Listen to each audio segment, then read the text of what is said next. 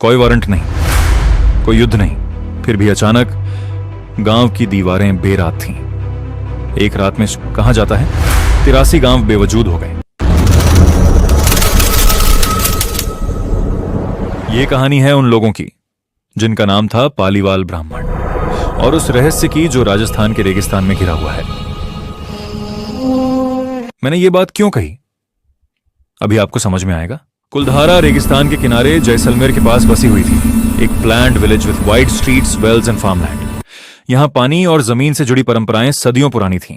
यहां के लोग पालीवाल ब्राह्मण कृषि, सिंचाई और समुदाय के रूप में मशहूर थे। यही वे लोग थे जिनकी अचानक विदाई ने इतिहास को सवालों में डाल दिया। आगे मैं बताऊंगा कि किस तरह पालीवाल ब्राह्मण न केवल साधारण कृषक थे, वे अच्छी तरह ऑर्गेनाइज्ड बस्तियां चलाते थे।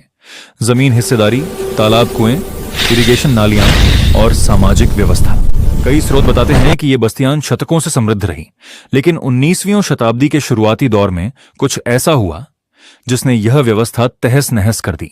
लोक कथाओं के अनुसार जैसलमेर के पावरफुल मिनिस्टर सलीम सिंह या किसी समान शक्तिशाली अधिकारी ने गांव पर अत्याचार शुरू कर दिया, जैसे लोगों पर भारी कर लादना। बलात्कार की धमकी देने लगे डर के मारे पालीवाल समुदाय ने एक रात बिना कोई शोर किए चुपके से गांव छोड़ दिया, रात ही में। यह कहानी जितनी सरल लगती है उतनी है नहीं। आगे हम अलग अलग स्रोतों से जांचेंगे कि इसमें सच कितना है। कहानी कहती है 83 गांव अचानक गायब हुए, पर इतिहास में एग्जैक्ट संख्या और तारीख पर मतभेद मिलते हैं।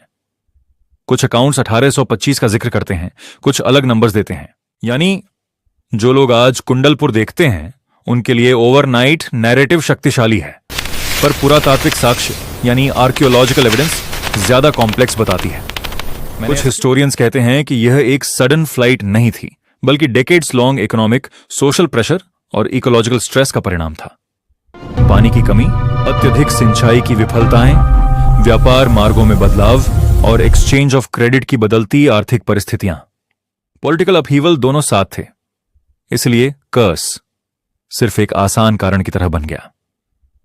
अगला हिस्सा आपको बताता है वैज्ञानिक थ्योरी क्या कहती है और वह कैसे पुरानी अफवाहों से टकराती है। विज्ञान क्या कहता है। थार क्षेत्र में historical rainfall fluctuations, over extraction of ground water और फेलियर ऑफ इरिगेशन चैनल्स ने खेती को अस्थिर कर दिया। जब खेती घाटे में हो तो समाज की सोशल फैब्रिक भी टूटती है, परिवार पलायन करते हैं। इसी के साथ ट्रेड रूट्स का शिफ्ट और पॉलिटिकल प्रेशर, टैक्सेस, रेड्स मिलकर माइग्रेशन को तेज करते हैं। यह एक प्लॉजिबल डॉक्यूमेंटेड पाथवे है, पर लोक कथाएं अलग रूप में जिंदा रहीं। कुलधारा को गोस्ट विलेज कहा गया। कहते हैं कि गांव को श्राप मिला, आत्माएं बसी हैं, कोई रात में आवाजें सुनता है। ये नैरेटिव्स टूरिज्म को भी खींचती हैं, लोगों को आश्चर्य और भावरंजकता दोनों मिलती हैं। यह चीज आप आगे समझ जाएंगे कि लोक कथा और वैज्ञानिक व्याख्या किस तरह अलग तरह की सच्चाइयां बताती हैं। सलीम सिंह का नाम सबसे ज्यादा जुड़ा है इस कहानी से, पर हिस्टोरियंस कहते हैं कि direct documentary evidence Salim led massacre या फोर्स्ड एविक्शन की ठोस पुष्टि नहीं देती। यहां क्रिटिकल पॉइंट यह है, लोक कथाओं ने power dynamics, rich landlords versus prosperous pageants को ड्रामेटाइज किया। वास्तविकता में ज्यादातर records ecological plus economic pressure की ओर संकेत करते हैं। कई पालीवाल परिवारों की अगली पीढ़ियां अब आसपास के गांवों में रहती हैं। उनकी स्मृतियां कुछ तो सलीम वाली ट्रैजिक स्टोरी पर टिकी हैं, कुछ कहानियां ड्राउट और इकोनॉमिक डाउनफॉल की बताती हैं।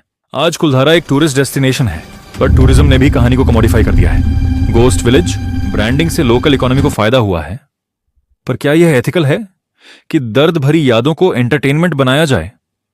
हिस्टोरिकल न्यूआंस खो जाता है जब मिथ को हेडलाइन बना दिया जाता है। असल सवाल यही है, सच्चाई किसे कहते हैं। हमने 3 अलग अलग परतें देखी, लोक कथाएं, स्थानीय गवाहियां और वैज्ञानिक ऐतिहासिक शोध। वहीं लोक कथाएं और श्राप की बातें वे भावनात्मक सत्य कहती हैं। वे उस दर्द, भय और अस्थिरता की भाषा हैं जो लोगों ने महसूस की थी।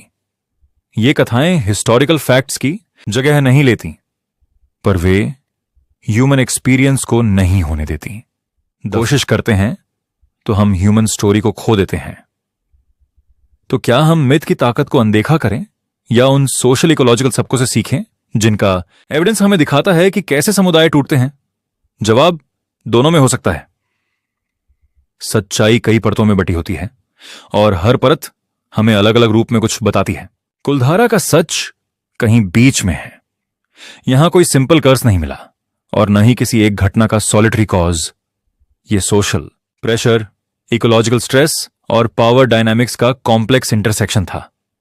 और आखिर में सवाल वही रहता है, इतिहास का सच क्या है? जो लोग बोले या जो जमीन और पानी बताते हैं?